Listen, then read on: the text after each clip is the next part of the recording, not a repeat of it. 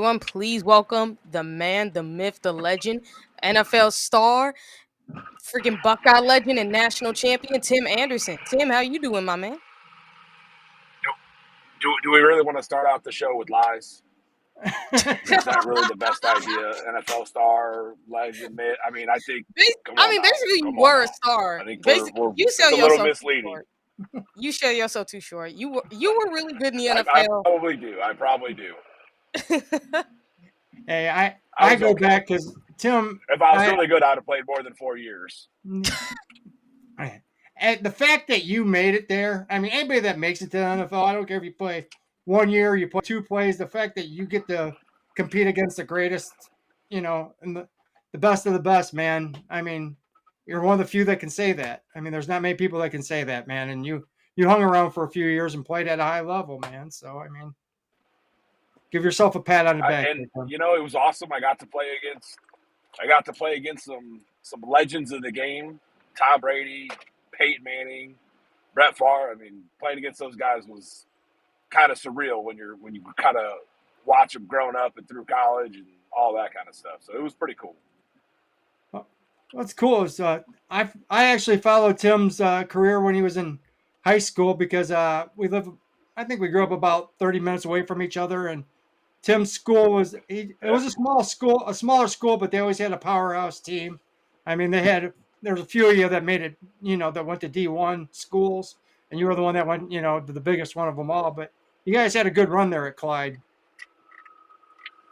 Yeah, in the mid '90s, they were real good. They a few years before I got into high school, they were like 10-0 one year, didn't make the playoffs. Which, if you live in Ohio and I say you go 10-0 and don't make the high school playoffs, you'll probably think I'm absolutely crazy, considering like teams that go like 4-6 now make the playoffs. But they did not make the playoffs, and then I think they were state runners up and state champs the next year.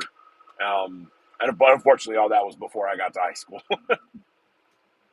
I mean, people forget though. Back then, I mean, it was a lot tougher to get in the playoffs. So was it? They expanded it. I think maybe a couple years after I got out of high school. Were you still there when they expanded it?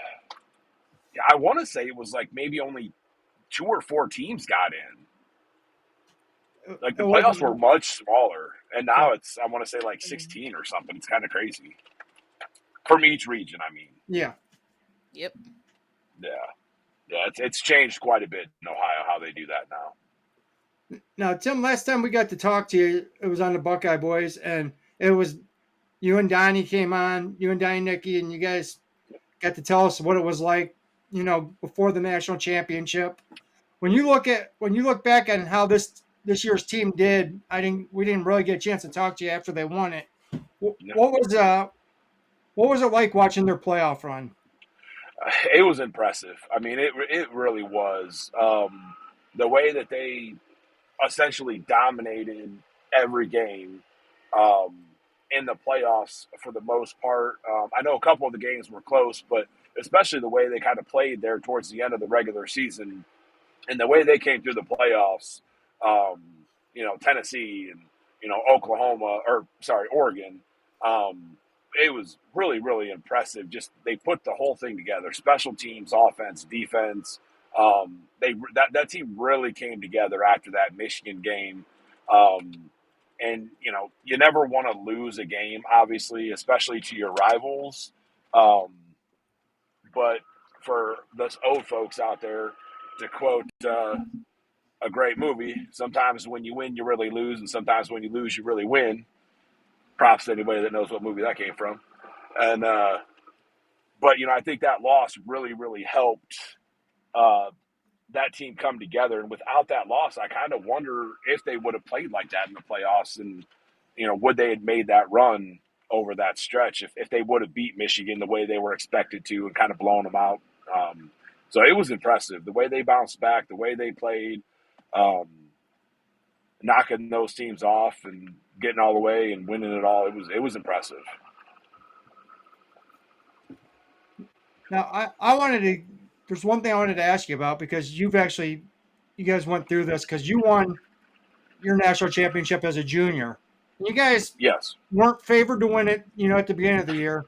But how did it go from, I mean, how did your guys' mentality change from after being like the hunter going after the big dogs to being the big dog the next year? I mean, was there a lot? I mean, the pressure had to be tenfold.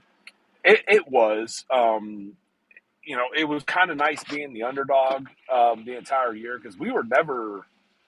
Uh, Certainly, we were going. The preseason that year, I don't even know what we were. We weren't even picked to win the Big Ten. Um, I think we were kind of expected to be like kind of maybe third, fourth in the Big Ten. I think going into the season, we were ranked somewhere in the teens, if I remember right, something like that. So we were always kind of the underdog, which I think really helped us. And then obviously once we won everything, and we had um, a lot of guys back. I mean, the most of that team, most of the starters on that championship team were either juniors or sophomores. Hmm. We did have obviously some seniors, Donnie Nicky and Mike Doss and Matt Wilhelm and stuff. Um, but a ton of our players were all kind of underclassmen. So obviously the expectation the next year was super high. And and I think it maybe got to us a little. I mean, it's hard when you're expected to win every week, especially in college, because I mean you are still kids. I mean you're 19, 20-year-old kids, and it's hard to be perfect. And we were perfect the year before. We started out the year obviously perfect, and unfortunately got knocked off by Wisconsin in a close game up in Madison. Um, but yeah, it was the pressure senior year versus junior year was significantly different. Okay. How impressed were you with Ryan Day with how he was able to respond the way he did and lead this team the way he did? It's a testament to who that guy is. I've met him like once or twice, just kind of in passing, so I don't really know him a whole lot. But those are the kind of moments that the team either comes together or you can lose it, and it can go off the rails really bad. Um, and I think the fact that he responded, he brought that team together. They coached the way that they did. I think is a huge testament to him, and I think kind of certainly solidifies. I think a lot of people thought he was a great coach, but I think it kind of solidified him as being one of the best, if not the best, college coaches in the country. Okay. To actually circle back to your 2002 season, what was it like for 2002? What was it like being under Jim Tressel, for instance? How was that? How did he build that team's culture essentially? Uh, what's funny? Like Tress, I love Tress. Tress is a great guy. I can still text him to this day. It's been over 20 years, um, and he just a different approach than coaches I had in the past. I kind of tell the story. I played for him for 3 years, and I think I only ever heard him yell at us one time, and it didn't even have to do with football. It was how some guys were acting on a plane when we were flying out to Penn State, like his first year. Um, and I want to say in 3 years, like, that was the only time he ever yelled or raised his voice. Um, and he brought us together. He built relationships. He made us feel important. He knew a lot about us. I know with me individually, I mean, he'd only been on the job for a couple of weeks, and he came up, and I hadn't started yet. I was still fighting for a starting spot, and he came up and he knew what my major was. He knew who my parents were, what they did for a living. He knew about all three of my older brothers and kind of what they were doing. Um, and he just, I think, and he did that with everybody. And I think it just kind of made us feel important. He did a lot to bring us together as a team, doing, fun things, Midnight Madness with basketball. We did some softball things, just, goofy, corny things that, you see on kind of a regular basis on social media today, but I don't think was very common 20 plus years ago. We were doing that stuff. And I think that all brought us together.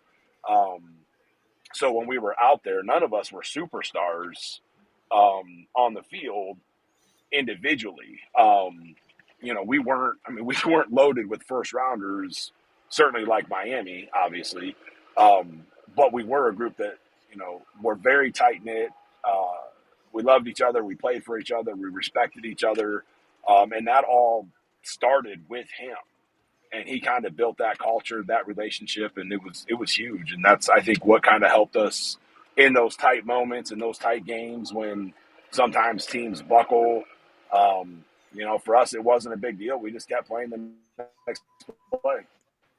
Well, if you go back to that 2022 season, though, you guys were in so many close rock. I mean, basically they were rock fights. I mean, you guys went down to the wire with Cincinnati.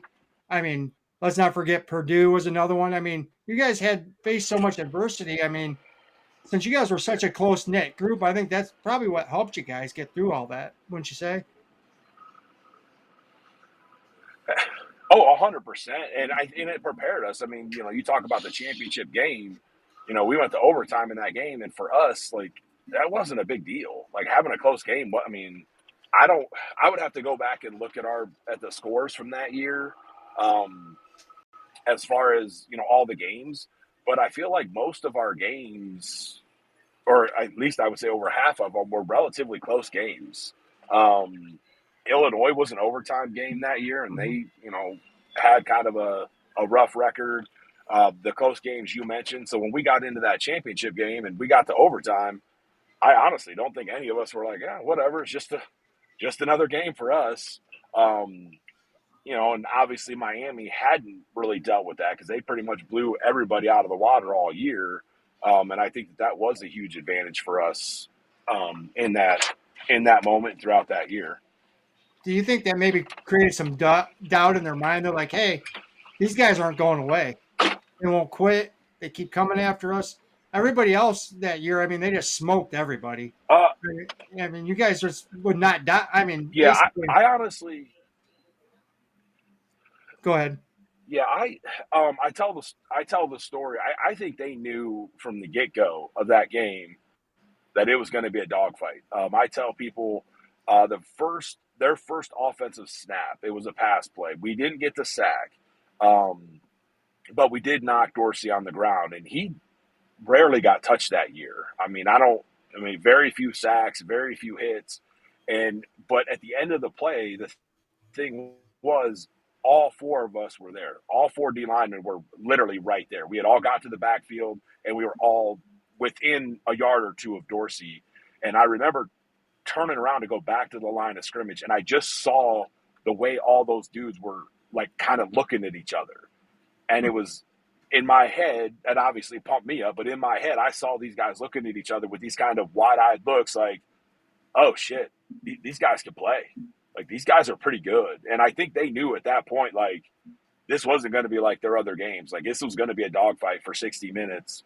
Um, and that's how it continued. And I think we earned a lot of their respect throughout that game um, because of how we played on both sides of the ball.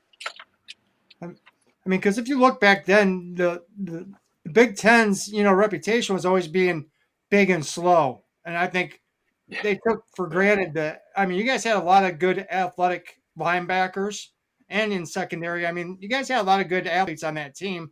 And I didn't think. I think they probably underestimated you guys and didn't think you guys had that Oh, much yeah.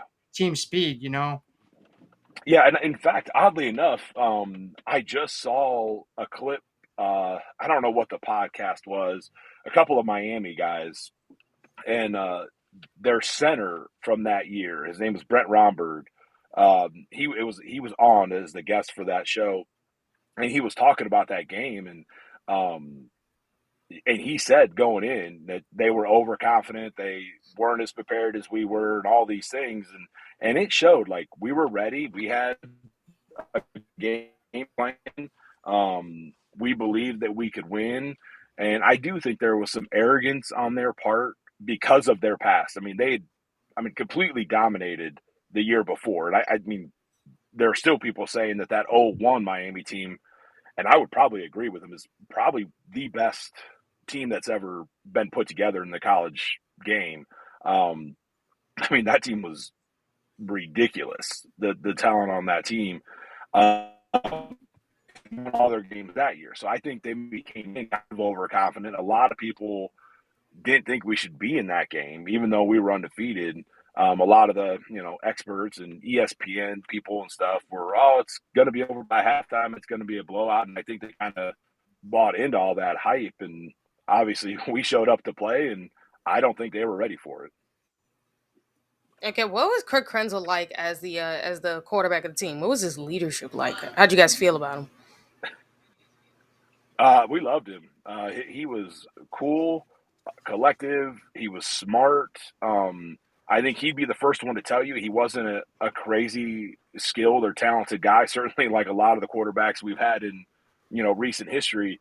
Um, but he was super smart. He knew the offense. He knew how to read defenses. He knew how to put the offense in the right position to make the right plays. He knew where to go with the ball. He was smart with the ball. He protected it. He didn't create stupid turnovers, things like that. And I mean, that's kind of the year you started hearing that phrase "trestle ball," where we kind of protected it on offense and we moved the ball, score a ton of points. But we really didn't need defensively. We held those teams to pretty low scores. We had the best punter in the country. We had the best field goal kicker in the country. Um, and he did what he needed to. He was a great leader on that side. And, we always had confidence in what he could do and how he led. He never got too high. He never got too low. He was your prototypical kind of cool, collective guy on the field.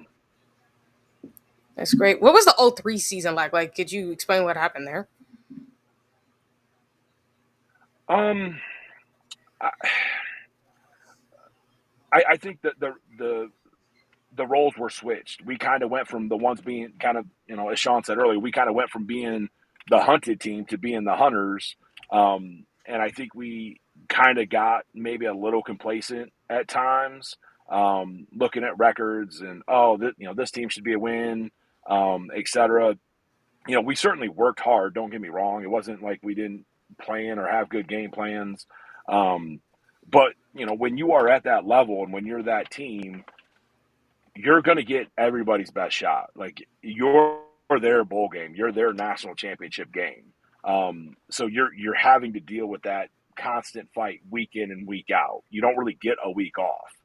And back then, and certainly no disrespect to the recent teams and stuff, but back then, like you couldn't afford to lose a game in the regular season. There was no 14 playoff or 12-team playoff or whatever. Like if you lost a regular season game, your year was done as far as the national championship goes. So really the entire season was a playoff. And like I said, when you're a 20, 21-year-old kid, that's a lot of pressure. You're trying to do a lot. And I just think that, we got everybody's best shot. We played some good teams with some really good players. Wisconsin was, they may not have had the best record, but if you go back and look at their team, they had some studs on that team. They had a couple of first rounders off that team. They had a bunch of dudes get drafted as well. Like they were a quality football team. And, we dropped that game. Then we played Michigan up there. And I'll be completely honest with you. I don't know what the hell happened in that game. That was one where we just, from the opening kickoff, I don't know what that was. I still can't explain what happened. I didn't even know myself. I remember we called it Field Florida. D'Antonio had called that call. I'd probably run that play, oh God, at least 100 times. At least 100 times in my career. And I remember I was lined up. I dropped to a knee before the ball snapped, and I had a complete blank as to what the hell I was supposed to do. I had no clue. On a call that we've run, that was a standard call for us. And I was like, what in the world? Like, what am I doing? And, of course, the ball snapped. I was still on my knee, and it was just kind of one of those days, unfortunately. And I don't know why. And, unfortunately, we got beat up pretty good in that game. And, our our opportunity to repeat had kind of gone out the window at that point. I actually got to interview Ben Hartzog, and what a great dude he is, and he is too. We've talked about Ben, but he says that still haunts him. That he lost. That he goes, that was my senior year, and we dropped that game. It's the only time Trussell lost to Michigan. Yep. He goes, that game still irks me. 20 years Oh, from yeah, still whatever years it was. the hell out of me, and it's been Well, yeah, I was gonna say that was '03, so you're talking what 22 years now, something like that, 23 years, and yeah, it still bothers me, and that's why like sometimes crazy, funky things happen, and Sure. even this year when they lost to Michigan, and everybody wants to freak out, and it's like those days happen, like you know the other team, their scholarship. I mean, we all hate Michigan, I get it, but guess what? Those guys are pretty damn good players up there too. They're on scholarship and they got recruited out of high school as well. Um, so, and it's just unfortunately you have those days. And anybody who's watched a lot of football, you've seen a team come out and for whatever reason just doesn't perform that day. And there's no real explanation for it. It just happens. There is one game I want to ask you about because I kind of feel, people forget about this, but you guys were actually the ones in 2001. You guys actually went up to Ann Arbor, and that was the first time. Mm-hmm. A lot of us, we didn't have the internet back then, so we didn't know much about Craig Krenzel. This guy starting for the first time. You guys go up to Yeah. Michigan. It's been forever since we beat them, and you guys went up there and you guys beat them. I mean, that kind of springboarded you guys to the next season, didn't it? Would you say that momentum kind of It did that. carried over? Yeah. And we ended the season the right way that year, and I think it gave us a lot of confidence because that was a game we weren't expected to win. Craig, a lot of people don't know that he was a Michigan kid. He grew up like a half hour from Ann Arbor, 40 minutes, something like that from Ann Arbor. He was kind of a hometown kid up there. Um, and he kind of came in, and you talk about rough college starts for the first time. I mean, your first start in college against your most hated rival, like that's a big game to start, and played really well. He did a great job that week, and as a whole team, we just Tress had us ready to go. The coaching staff had us ready to go. Um, we played really well. We had that game in hand most of the time, and I really do. I think that kind of catapulted us into the bowl game. Um, and into the off season, because obviously when you beat them, that leaves a good feeling going into the off season. And obviously we went through the next year and won the title, and it was a really good springboard for us to end the year because a lot of people don't realize we were 7-5 that year. I think that was our final record that year. Tress's first year, I think we were 7-5. And and he called it, at the basketball game that everybody be proud of you guys going up there and in Ann Arbor. He called the win. I mean, everybody must have thought he was crazy at the time, but they had to pump you guys up. Like, hey, we got a Oh, coach it did. that gets it, man. Yeah, and I think that was the big thing, like because that was the knock on Cooper before that. He doesn't get it. He doesn't understand the game. He was kind of a West Coast guy because I think Cooper was originally from, I want to say like Arizona or Mhm. Nevada, somewhere out west. I'm not sure the exact state, but and he didn't kind of get it. So, um, it Coop, to give him his respect, a lot of maybe Ohio State fans don't realize. I think his winning percentage as a head coach was like 87 or 88% or something like that. Like it was pretty high. So, um, the fact that he did as well as he did. He couldn't beat that team up north, and that's ultimately what cost him his job. So when Tress came in, there was a huge emphasis on that game, including that comment. One of the first things he did was put up a Michigan countdown clock throughout the facility, the weight room, locker room, training room, hallways, and stuff like that. Team meeting rooms. So we were seeing that all the time, and that was huge. And it was, he got it. He got us ready, and obviously. He fared pretty well. Like I said, he only had that one loss, which was 0-3, which, as Ben said, still sucks.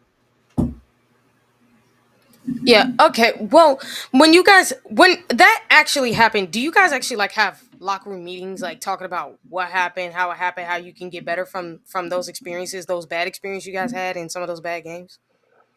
You do. We did have a team meeting after that Michigan game before the bowl game. Um, you talk about it, but at the same time, you also don't dwell on it. We know that we all had a bad day, and it wasn't just one guy. I mean, it was the majority of us. Um, in a normal situation, you might have one or two guys with a bad day. You hope it's not the majority of the team, and that day just happened to be. And it was that wasn't us. That wasn't the way we played. And we knew that was kind of a fluke thing. It sucked. It happened on that day and against that team. Um, but you do address it, but pretty briefly. Like, you don't harp on it. It's okay. It's over. It's done. We screwed up. This is where we screwed up. Let's make the adjustments. Let's move forward, and let's get ready for the next game, or, whatever the situation is.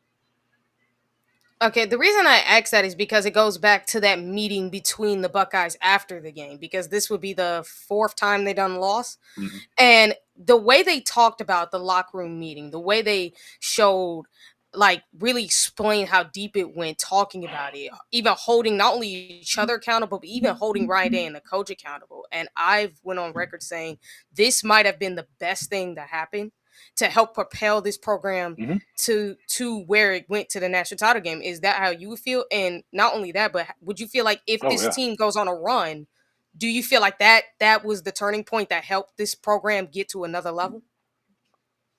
yeah. And that's where, and this is in all of my years of playing. When I was at Ohio State, in those couple of years, when we were really good, I think that was the key difference between those teams. And then, like, when I got to the NFL, the teams I was on there weren't very good.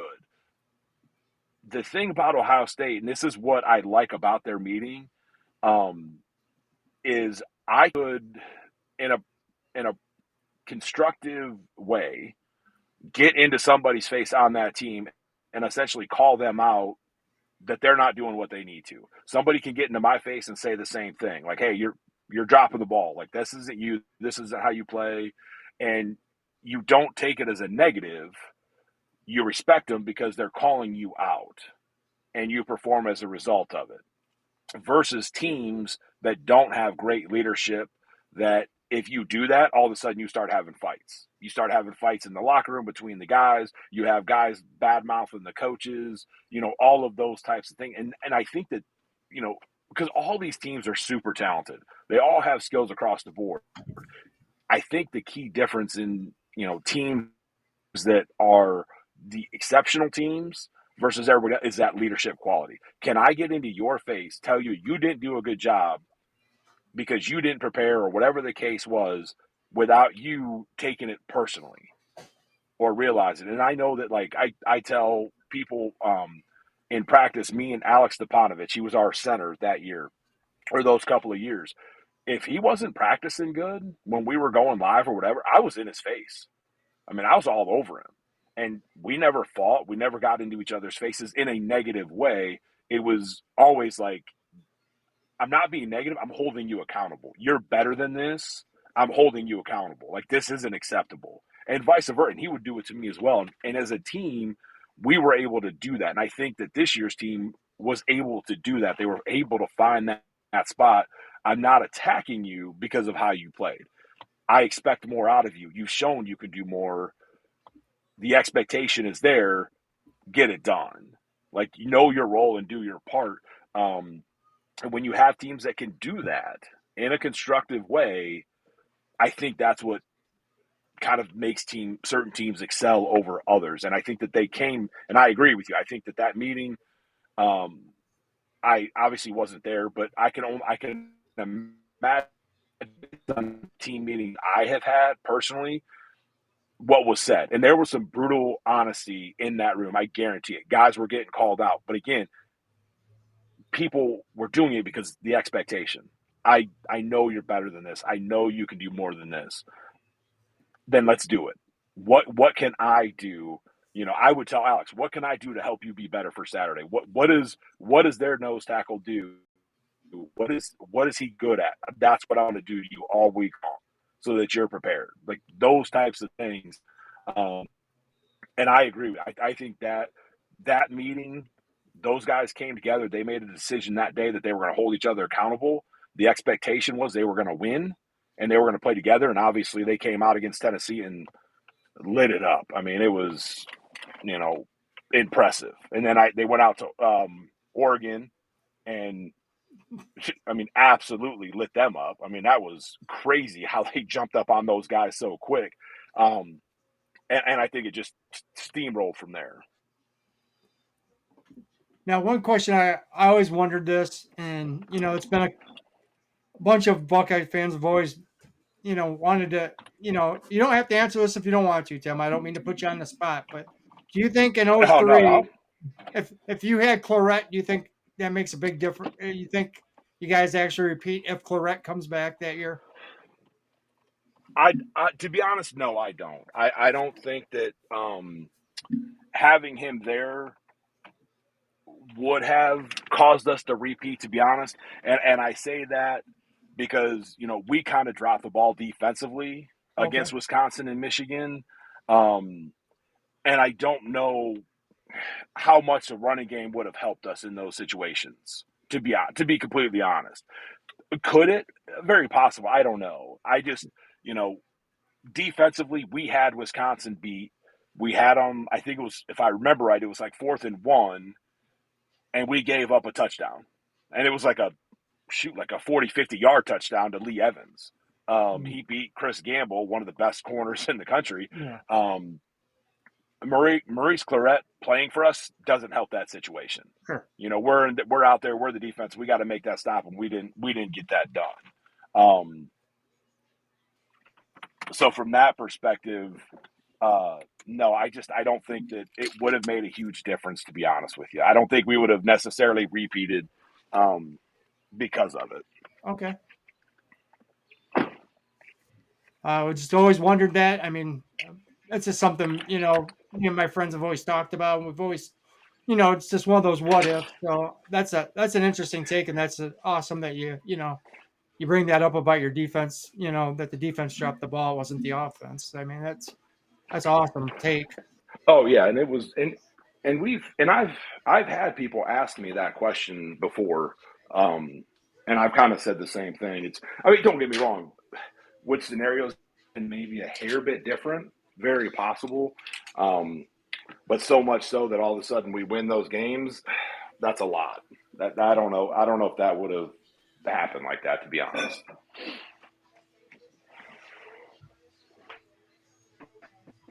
Now, I had one of our moderators in the chat, really good dude named Buck Vader. He's a loyal Buckeye fan. He wanted me to ask you a question. He goes, "What makes a good run stuffer, Tim?"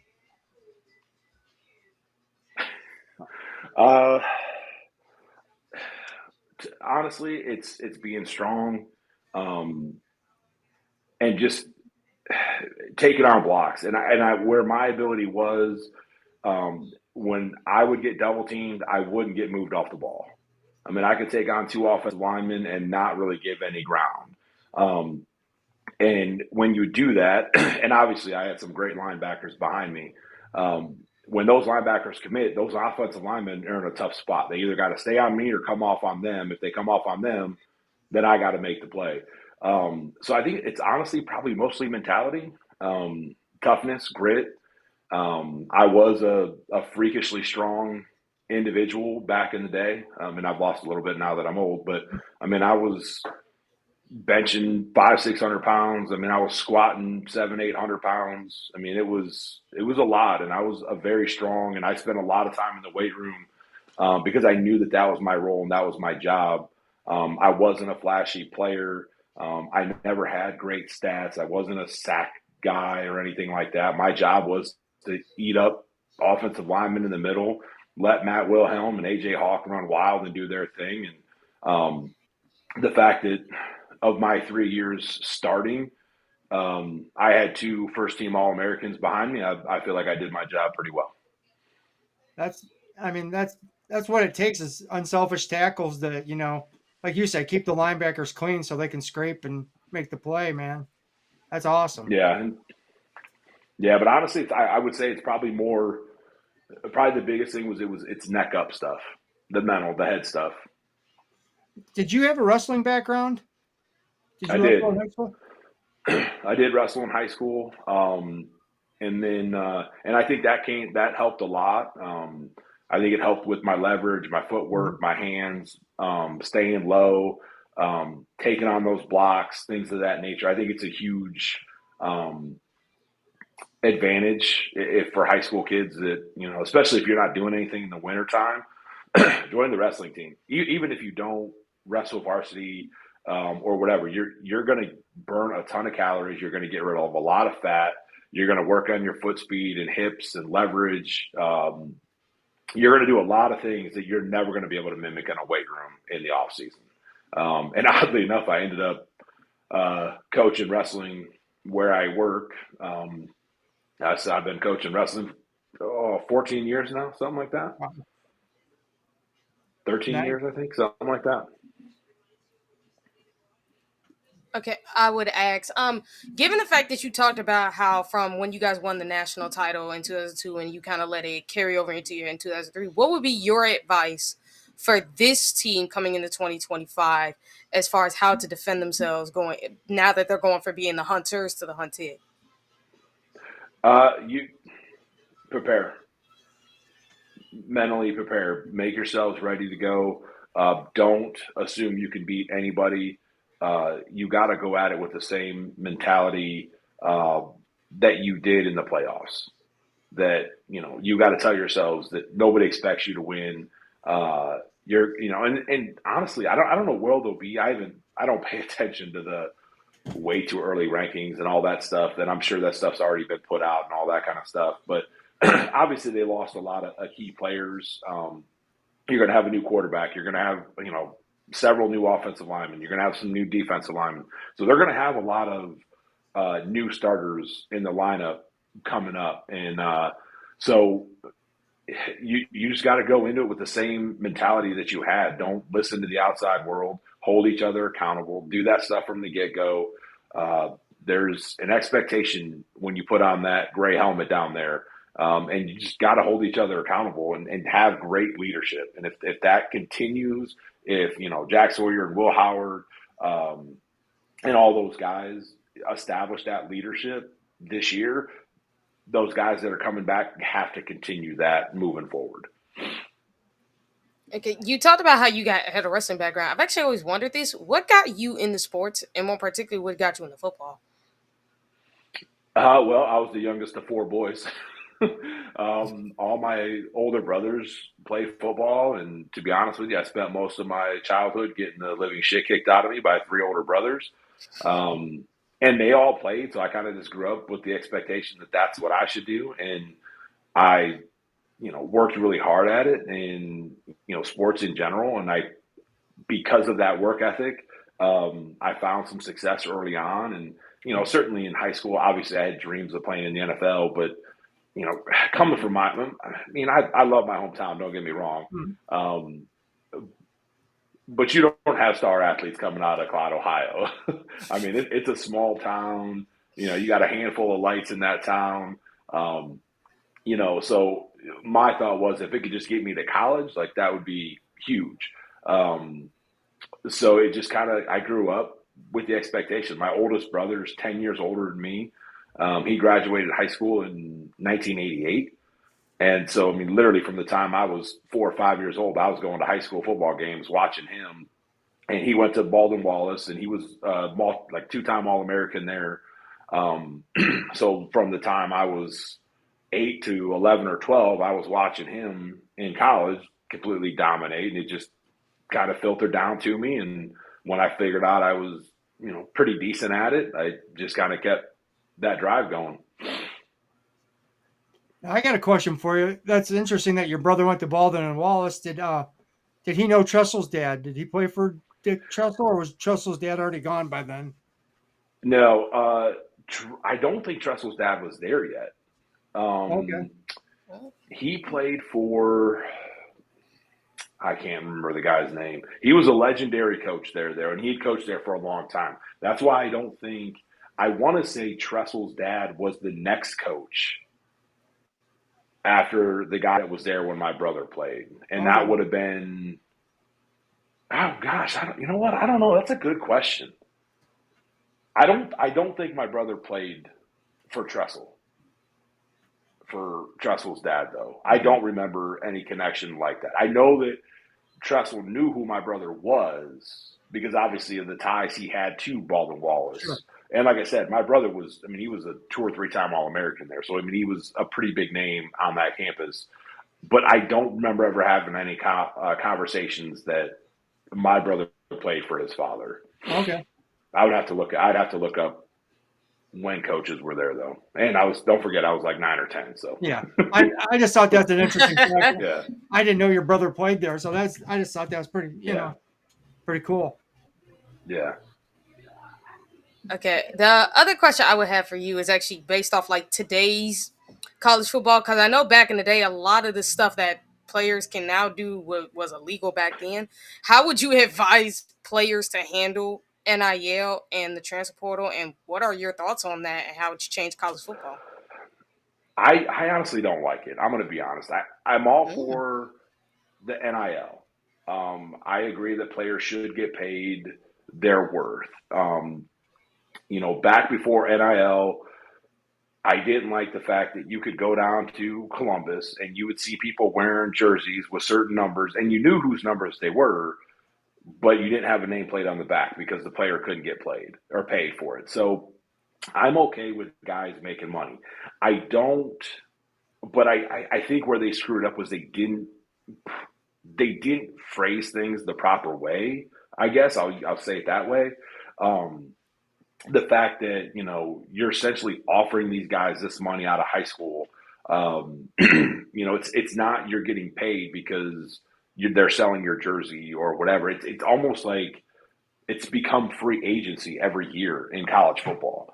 And I don't like that. I don't like the fact that you're getting that, and combined with the fact that with the transfer portal now, believe it or not, I'm actually okay with having a transfer portal. But again, I think there needs to be limitations. I don't like the fact that guys can, you know, play at a school for a year and then, oh, I think I can go make more money here, so I'm going to transfer and go to this place. I think guys should be able to transfer, but I almost feel like they should have done the transfer portal and like, okay, you get one free transfer. Because I do get, hey, I commit to this school. I'm going to play for this school. I go to school there for a year, and the coach leaves and goes somewhere else or gets fired or whatever, and the new coaching staff comes in. So I get like, all right, you're going to transfer.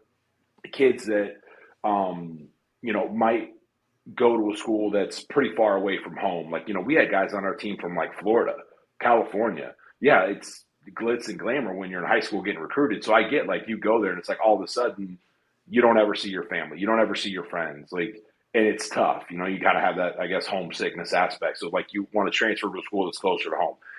I'm okay with that. But I hate that I'm seeing guys that will play for 3, 4, 5 different programs in their college careers. I think that's excessive. I also think that you're completely foolish if you don't think that these players, some have feelers out like, oh, if I entered the transfer portal, who would want me and how much would I get? That are kind of out there, almost like an agent testing the waters to see what's out there before they make that decision. Mm-hmm. And it's almost like the wild, wild west. They kind of threw this stuff out there without thinking about like, how can we control this? How can we regulate this? Guys should get paid for what they're doing, but how do we control that? And the other thing that I'm concerned with, and I've brought this up in the wrestling world there's some names in the wrestling world, high school wrestling world, that are getting huge, like millions of dollars because they're going to school. And these are like literally high school wrestlers that are already competing at the international level, like that'll be competing for Olympics and world teams and stuff like that. And, they're getting these deals. My question is, who's negotiating these deals?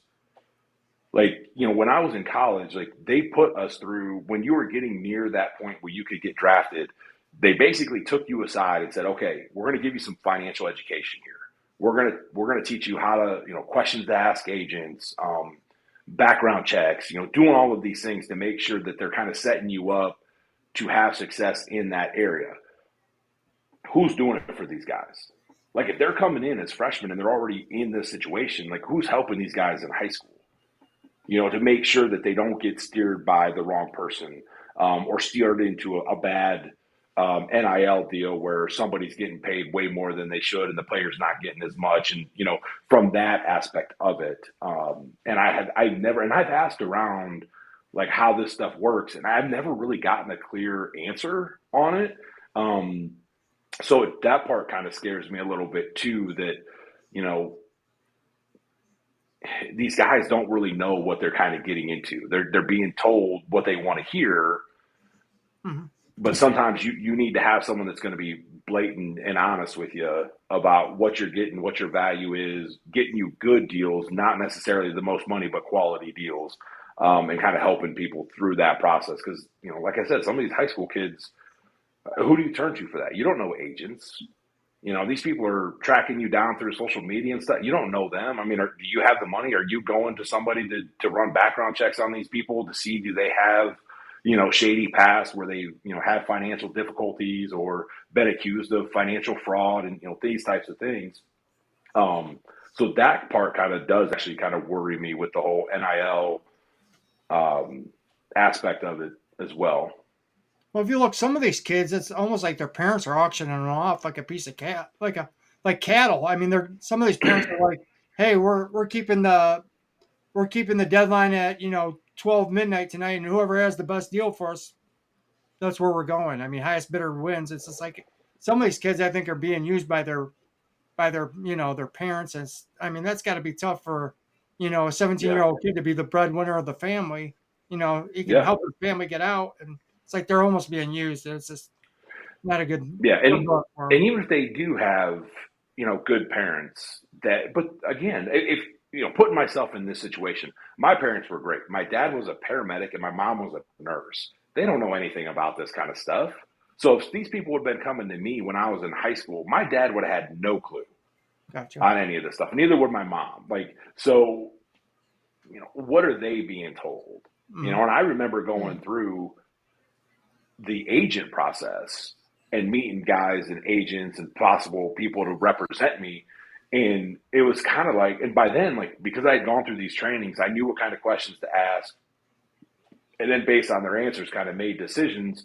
But if I wouldn't have had that training, could I have gotten suckered into a bad deal with a bad representative and kind of gotten screwed in the long haul? I don't know. And I don't know what kind of education is out there for these guys. And, that kind of concerns me with them long-term wise, because for some of these guys, yeah, we just had the NFL draft and everybody watches it and everybody knows about it, but understand there's a hell of a lot of guys that play college football that are not going to ever go to the NFL. Mm-hmm. So maximizing their income in college is really important to help set them up for the rest of their lives. Making sure that you're in the right position with the right people that are doing what should be done is super important. I probably wouldn't get any of these guys as an agent because I would say, listen, whatever we get, I'm only going to let you have 20% of it. The rest of it, I'm going to make you put into an account and you're not allowed to touch it. And we're just going to let it sit there and grow. And so that way you are protected and have money 5, 10, 15, 20 years down the road, not just right now, because you don't know when that next check is going to come, if it's even going to come. Hell, I went from being a starter in the NFL to 16 months later not having a job. I didn't think the checks were going to stop that quick. And some of these college guys, that's going to happen. They're getting these 6-figure deals in college, or even $1 million deals in college. You may never play it down in the NFL. That might be the only money you get. So you better be smart with it so you're set up and you're not blowing it and wasting it. So trying to get them that education is important. Nice. Okay, that's really good. That's a really good point, and I really do believe most parents as well as these kids should take that advice. Tyler in our chat room actually has a question for you when he's asking, what is the strength of this year's team compared to last year's? You mean the upcoming team coming in? Yeah. I would say the receivers. Position-wise, because offensively, it's going to be rough because you're going to have new running backs, you're going to have a new quarterback, you're going to have. What we lose 3. Don't quote me on this. What was it? 2 or 3 offensive linemen? 3 actually, because we lost Fryer, Simmons, and Donnie. Oh, okay. McLaughlin too. Yeah. Oh yeah, McLaughlin. Yeah, so that's 4. But Carson played a lot, though. So yeah, gotcha. so we're gonna have 2 or 3 guys that are gonna be playing in those spots that are new, a new running back, new quarterback. You got Smith on the outside. I think obviously he's, he's obviously the best player, one of the best players in the country. Defensively, you lost some dudes off that D line that was pretty awesome. You got obviously Downs coming back, so that's a huge strength. I mean, obviously it's safety position, but there's not a lot. I mean, so these guys are going to have to prove themselves. And don't forget, we also had some coaching changes too, so that's going to be a factor going into how are these. How's Patricia going to coach? Like he hasn't coached for a few years, or I think he hasn't coached for a couple of years. So that's going to be kind of a tough spot too. All right, buddy, say I love you, buddy. So yeah, I would say they're going to need to rely on Smith and Downs. Are going to be the big ones. But for Buckeye fans, there's going to be a lot of new faces out there. Hey Tim, if you got to go, we understand. I know you only want to. Oh no, I'm good. Oh, you're good. Okay, cool. Just don't want to keep you away from your kids or anything, so we appreciate you. Nope. Awesome. Nope, we're good. I got one question I want to ask you. I know that you've been coaching, like you said, you've been coaching wrestling in high school. What is your opinion? Because I know, like when we went to high school, a lot of us were encouraged to do multiple sports. Now it seems like these kids are being kind of, I wouldn't say forced, but kind of pushed in ways of just doing one sport. What do you think about that? Worst thing you can do is focus on one sport. Worst thing you can do, I think. I have been a proponent of multi-sport athletes my entire career. I've told my wrestlers, I encourage them to do other sports, play football. I've had, and this is one thing that cracks me up too. Like I've had football players, so I teach out of high school, and I've had kids that wrestled, say, as freshmen, and then they decide they're not going to wrestle anymore so they can focus on football. And I'm like, nope, that's a terrible idea because you're not going to get the work in the wintertime that you would in the wrestling room. Mm-hmm. Like I kind of mentioned earlier with the hands and feet and all that kind of stuff. And oh no, like this guy says that I should do this. And I said, okay, well, I played in the NFL, but that's cool. Like, I don't know what the hell I'm talking about. Like, but I mean, and unless you are, unless you are that absolute elite, I would say top 10, 15 player in the country at whatever, football, basketball, whatever it is, then okay, I understand you're gonna specialize in a sport. But I can tell you from my perspective, if I wouldn't have wrestled, and you kind of mentioned earlier, I do sell myself short, but I was a pretty dominant high school heavyweight wrestler. And the reason I got recruited by Ohio State was because my junior year in high school, I went to the state tournament. Luke Fickle, who was a GA at Ohio State, was at the tournament because his, he was granted a family exemption because I think his nephew or something was wrestling at the tournament, and they were it was nephew or cousin, somebody, a family member was wrestling, and they wrestled for DeSales, which was also a Division II team. So he went to the state tournament that year, and I think I pinned my way through the tournament. Like, I literally beat the piss out of everybody I wrestled.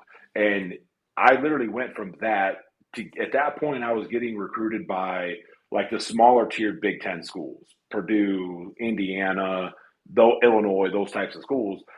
And literally as soon as that weekend ended, that week, that's when Ohio State came calling. That's when Michigan came calling. That's when Penn State came calling. Like, it elevated my stock big time when I won that state title. And I truly do believe that's a connection because they saw, okay, he's a good football player. Now he's a good wrestler. That means he's an athlete. This guy can move. He can do things. He's not a single sport athlete that just can play football. And I think that elevated me above other guys that were at my level football-wise. And I've talked to plenty of coaches over the years since. I mean, I still know, like, Vrabel. I still know Fickle. Obviously, I still talk to Tress. I mean, I talked to a number of coaches that have all said the same thing, that if they're recruiting guys and they're just football players, if they're relatively close to another player and that other player does multiple sports, they're going to go with the multiple sport athlete over the single sport athlete. So I think the worst thing a parent can do is focus on one sport. Not to mention, and I see this in the wrestling world, you are going to run the risk of burning your kid out. Like if you're doing the same sport all year round, there is a chance that as you age, when you get into high school, like you're going to start to lose your passion for that game, because you do it all the time and nonstop. So I think that's also another major danger in this. And there's so many of these like AAU leagues and these things that go literally all year round. And I don't think it's a good idea. I think your body needs a break.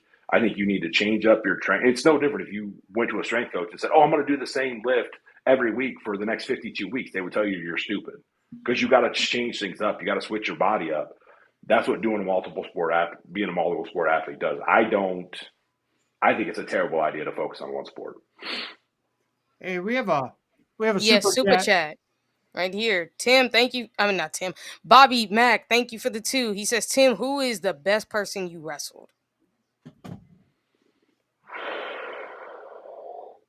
That's a good question. Probably a guy by the last name of Hawk. What the heck was his first name? His last name was Hawk. He probably gave me my biggest fits. He was another big dude. He was super strong. I think he ended up placing maybe third. He was a year older than me, so my junior year when I won it, I think he placed maybe third. I can't remember what the heck that guy's last name was or first name was, but his last name was Hawk. I do remember that.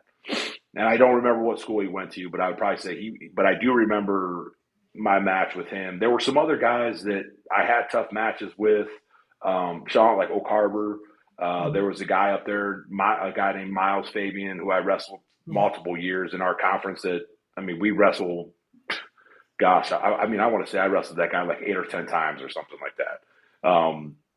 He was pretty good. The heavyweight after him, what the heck was his name? Turbin, I think his name. Nick Turbin, I think was his name. He was Nick Turbin. He was a pretty big football player too. Yeah, he was a pretty good wrestler as well. And then there were some other guys like Stepanovich wrestled. I just never wrestled him. He was a different division. We were never at the same tournament. But as far as guys I wrestled, yeah, those would be some of the better ones that I faced. Did you ever wrestle Pat Kenya, who was at Oak Harbor? No, he was a 215. Oh, okay. He wrestled 215, so I'm glad I did because I had to play football. I did play football against him a couple of times, and I tell you what, there's a guy that wasn't big, which is why he didn't get recruited to go to like a bigger school. Because I don't even know if he went to college. If he did, he went to Division III. But if that dude would have been 4 or 5 inches taller, I think he would have been a D1 football player. I mean, he was tough. I mean, he was strong. He was quick. He was fast.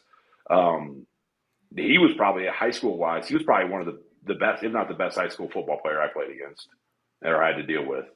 He gave me all kinds of fits. That dude was a tough dude. I mean, if you look back then, though, I mean, some of these people don't know, but that SBC division, division that you guys played, I mean, Oak Harbor, Margaretta, I mean, Perkins was good. I believe Huron had some studs too. I mean, they had a tight end that went to Michigan. Jim Fisher. I don't remember his name. Fisher. Yeah. So I mean, they had Huron had some tough dudes on their team too. Did you play against? Yeah, there were a lot of guys. Did you play against Brandon Schnicker? I know you guys weren't you guys teammates? So he was, I think, he was maybe a freshman. Okay.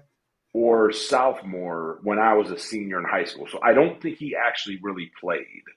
Okay. When we played them. I don't think he was on. We were on the field, but I don't think he actually really played that young. And but he was obviously a good player. I mean, he went to Ohio State and had a good career.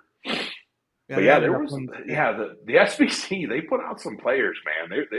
It was a good. And then Bellevue was another team up there that they always had some really good players. The talent pool in that part of Ohio, despite being a bunch of small towns, there were some pretty talented guys there. Bunch of cornbread farm boys. Tough guys, man. Yeah. Okay, I would actually want to also ask this. Given your NFL experience, basically the how many years did you play? 4. 4.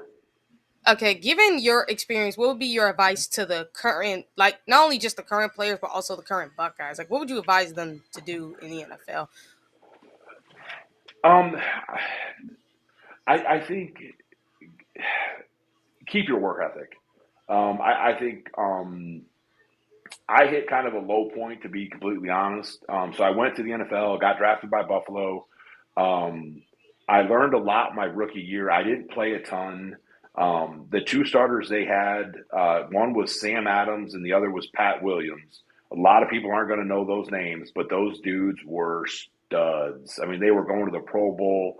I'll be honest, I'm kind of shocked neither one has made the Hall of Fame yet. I mean, both, or at least in those conversations. So I didn't play a whole lot my rookie year, but I watched them and I learned a ton.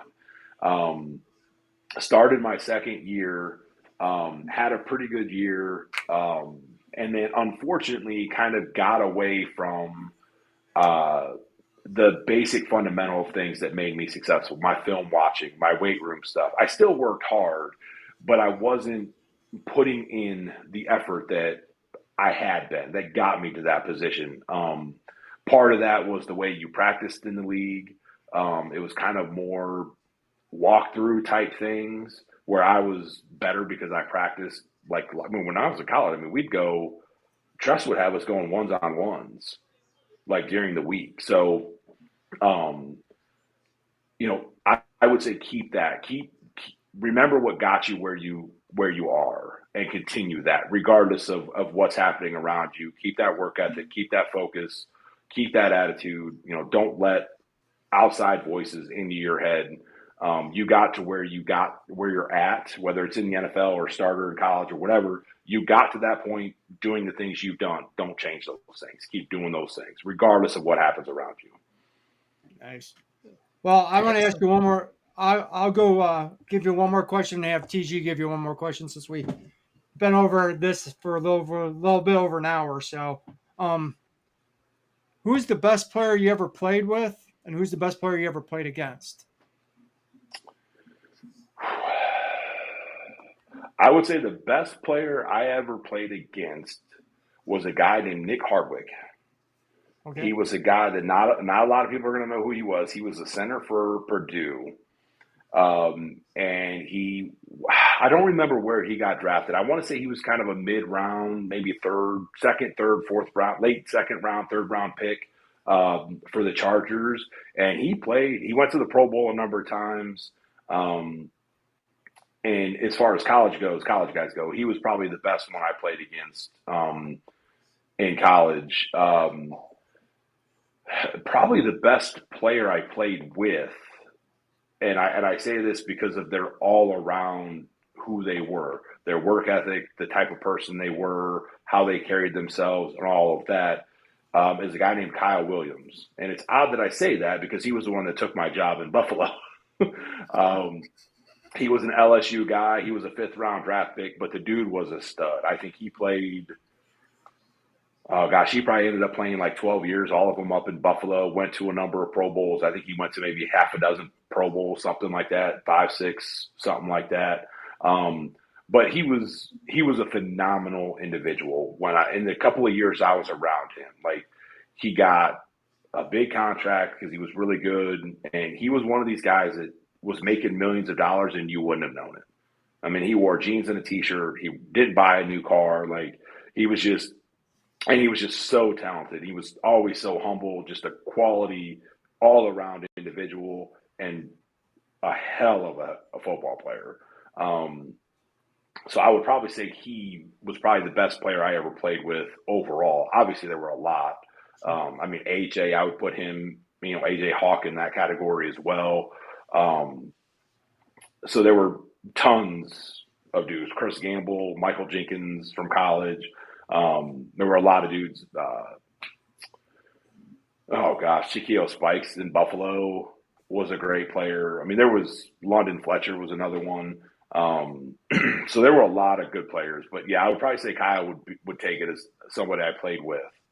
Um, and Nick Hardwick, and I will say both because I had to play against him in the NFL as well.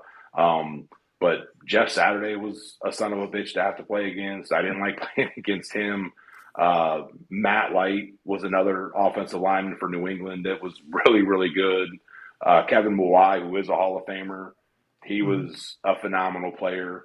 So yeah, there were a lot of good, really good dudes. Okay. Okay, excluding the national title games, what is your favorite game that you've ever played in your career? And what is your favorite Ohio State game that you've watched since you left football? Uh, Probably the national championship game this year, certainly, Outside would be of the the one I national watched. title And my games. Outside of the national oh, title games. I, I would say Oregon this year. The way they Oh. laid it, and that's not a championship game; that was a playoff game. Mhm. So I would say the Oregon game, the way they came out and just lit them up after the close game they had in the regular season, that was impressive, and I thoroughly enjoyed every second of that one. And the favorite game I probably played in, and I say this just because of one play, was probably the first year Tress was there, my sophomore year, when we played at Michigan, because I had an interception in that game. And Oh, nose tackles don't get interceptions very often. So it was the only one I ever had. So I'm going to say that game was my favorite one. that's Besides, awesome. obviously, our championship game. Awesome. Awesome. Tim, thanks for coming on. We look forward to having you on more. I know Yeah, I would love you're to. going to be part of our team here, and whatever capacity that you're able to come on, we're more than happy to have you anytime you want to come on, bro. So Yep, thanks for doing I that. plan on being around a lot. So Awesome. Awesome. That's great. We as hope to long as see you you guys will keep soon. me around. Oh heck yeah, no Oh, doubt. heck yes. I want to thank Eric and everybody in the chat for coming in and checking out our debut episode. And I mean, what a great time it's been. So, guys, we'll see you next Tuesday. Until then, what do we say at TG? OH. IO. IO. Go Bucks.